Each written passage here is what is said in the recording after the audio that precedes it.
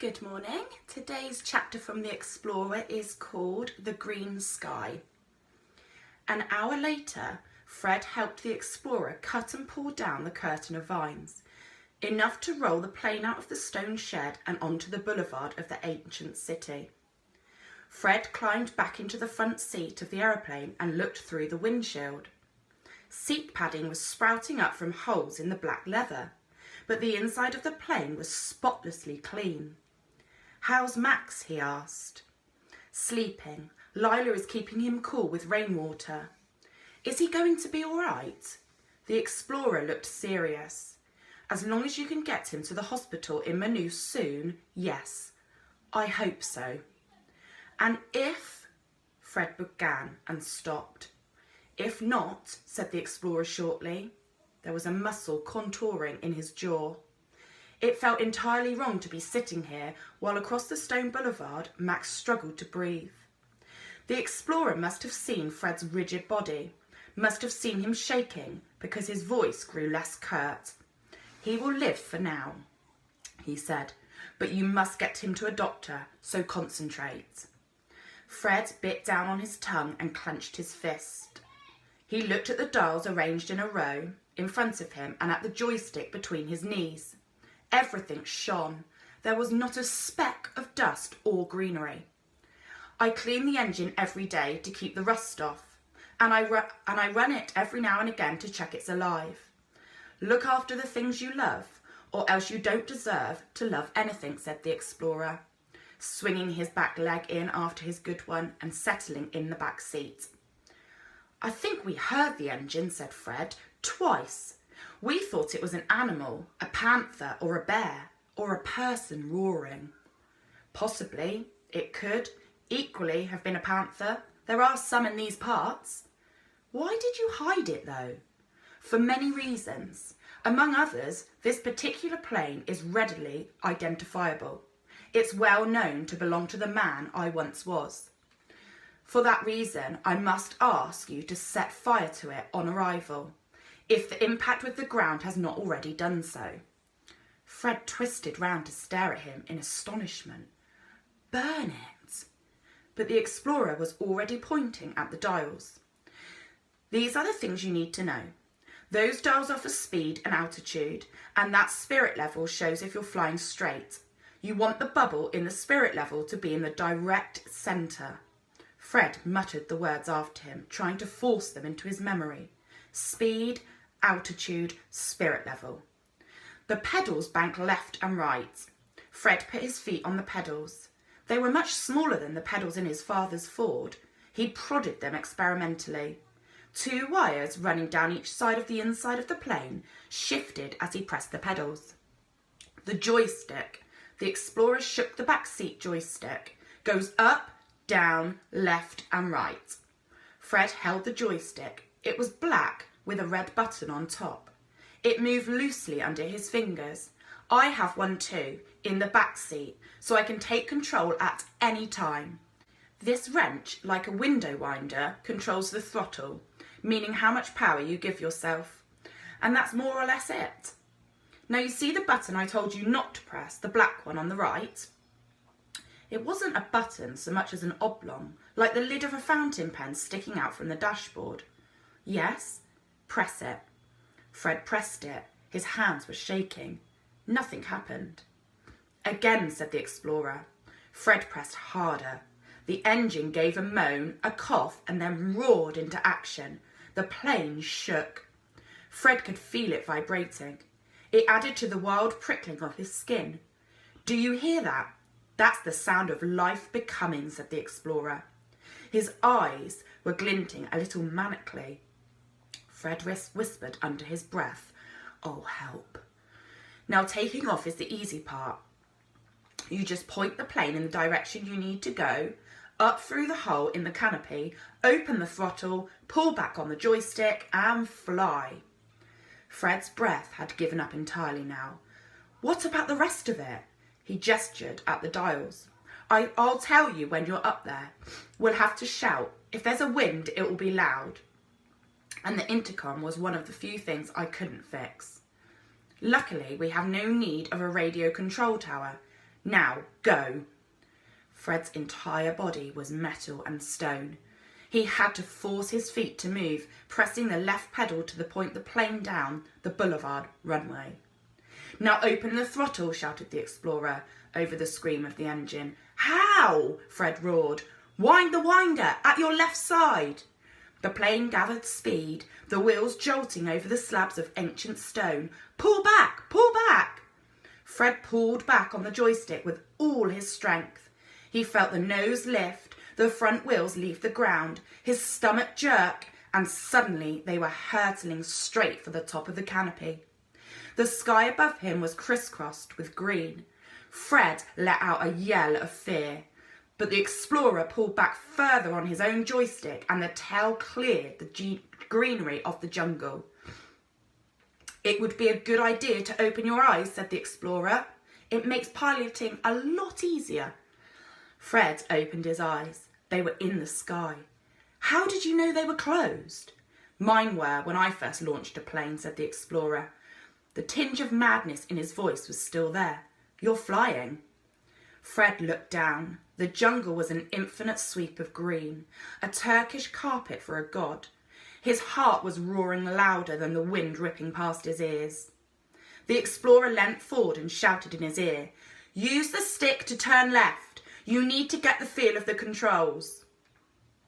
Very gingerly, Fred tilted the stick. More than that!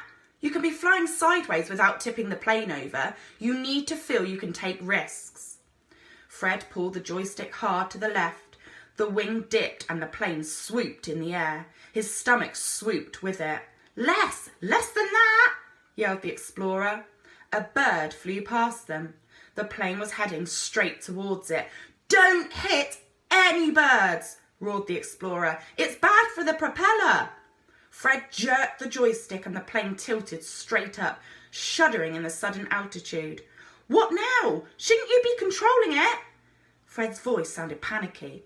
Of course not. Joystick a little forward, called the explorer. The plane levelled out. Follow the tributary to the river. Before Fred had time to breathe, they were flying over treetops, above an enormous flock of parrots, and then quite suddenly there was nothing between his feet and the Amazon River, except air and a millimetre of tin floor. Oh, God, muttered Fred. The water below was a blue-purple. He could see the shadow of the plane skidding along its surface. The explorer let out a noise that sounded like a growl. My God, it's beautiful. I'd forgotten. The river was staggering to look at. It made every inch of Fred thrum and burn. It's very easy to not want to come down, said the explorer. If planes didn't run out of fuel, I would still be up here.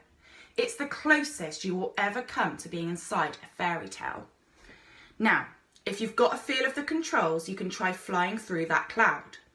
Fred tightened his grip on the joystick. I don't think I want to. You should know how. It's important. Can't I keep just doing this for now? No. Up. Fred pulled back and steered the nose of the plane into the cloud. The air was bitterly, shockingly cold and wet, and suddenly the world, which had been so detailed, no longer existed. Keep going up, said the explorer. Come out of the top of it. Fred pulled back on the stick, and the nose of the plane rose. They flew up higher and higher into the blue. The joystick vibrated harder under his hand. He clutched it, trying to stop it shaking. The explorer leant forward. Lighter touch, Fred. I know I said you can be firm with it, but you're holding it like a steak knife. Use the tips of your fingers. You gauge the wind by how the joystick shudders. Fred eased his grip. He felt the plane hum under his fingers. Better, said the explorer. The wind dropped and the roar in Fred's ears lessened. He looked down at the green world beneath. Are you sure we shouldn't be getting back to Max? He asked. The boy is safe for now, said the explorer. His voice was sharp. I wouldn't be up here if there was anything I could do for him down there. Sorry, said Fred. He looks so like my boy, said the explorer suddenly. Those eyebrows. Fred hesitated. You said It happened a lot, said the explorer. He seemed to be trying to sound matter-of-fact. His voice was tight. Fred could barely hear him over the engine.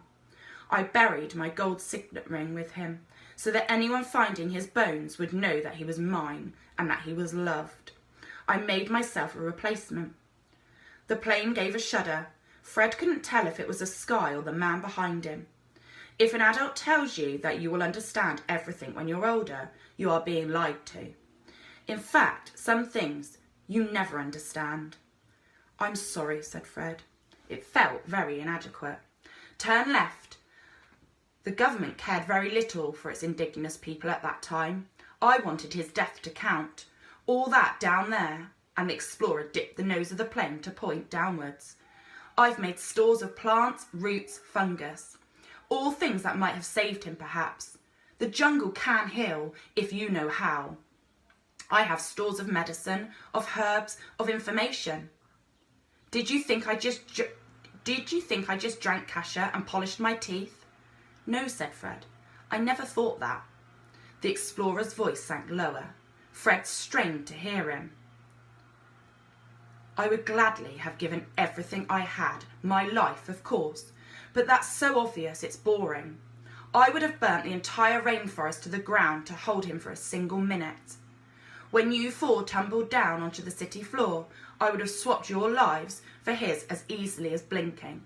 I would gladly have watched you die in exchange for holding him once more. He jerked the plane sideways and Fred gripped the seat with his fingernails. That is no longer the case. I was afraid that my heart had simply run out. But it transpires that the heart has its own petrol station, its own coal, its own soap. It will renew, so use it hugely. The explorer banked sharply left again and began circling lower. Now you're going to land the plane. I'll start bringing her in. Fred murmured a swear word under his breath, followed by another. Landing sounded like the least fun part of flying, mostly because if you get it wrong, you are liable to be disturbed over the world in small chunks. I'm going to pretend I didn't hear that, said the explorer. I'll get you through the canopy hole and then you will finish landing. You want to land with your back and front wheels on the ground simultaneously. But if you can't, it has to be front wheels first. The back one is very fragile. Fred used his free hand to bring the collar of his shirt up to his mouth. He bit down hard. It helped keep his hands steady, though it tasted of honey and mud and dead bird. The explorer guided the plane towards the hole in the canopy. Fred craned round to look at him. His face was concentrated and glowing. They dipped down through the hole. Now take the controls, called the explorer. Fred aimed for the stretch of boulevard and for the panther. As they hurtled downwards, the thought of Max, somewhere on the stone below, overtook Fred, and he jerked the joystick forward and down, away from where the boy might be lying. The front wheels hit the stone and bounced off again. The impact threw Fred forward, and his head smacked against the dashboard. The explorer took over the controls, wrenching the plane round. It bumped once, turned, sped up, and climbed into the air again, back out through the hole. Fred shook himself, disorientated. They were back in the sky. That wasn't bad, called the explorer. What do you mean? It was terrible. I nearly killed her, shouted Fred. Not bad for a first try. The instinct is to push down with the stick to get the nose on the ground. The explorer sounded calm. But you have to pull backwards and up. You can practice that with the plane later on the ground. You need to get the instinct into your fingers. Now I'll loop us and come in again. This time, as they approached the stone, Fred pulled the joystick up. He held the stick steady in his hands. The nose was tilted too high to see the ground through the windshield, so he leant out of the side, peering ahead, his heart screaming in his chest. The plane touched down, rose again, bumped, and suddenly it was speeding along the stone floor towards the wall. The wall seemed to be coming up very fast. Slow to a halt, good! The explorer reached forward and pulled back the throttle and took over the controls. Good! The plane stopped. Fred sat in the front seat, sweat coursing down his face, both hands gripping his knees. It was astonishing, he thought. It was like nothing else on earth. He felt wobbly, uncooked. Now, what was that word I heard you say in the sky? Said the explorer sternly. Sorry, said Fred. Where did you learn that word anyway? School? Pilots never swear. It makes them look panicked.